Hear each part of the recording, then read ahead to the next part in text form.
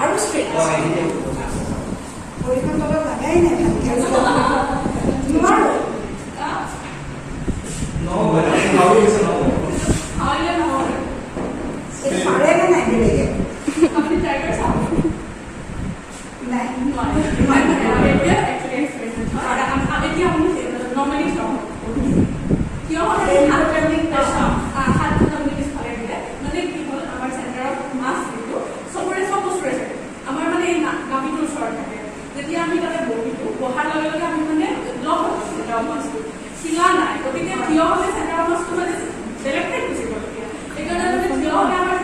নাই কৰা কৈ দিয়ক কৈ দিয়ক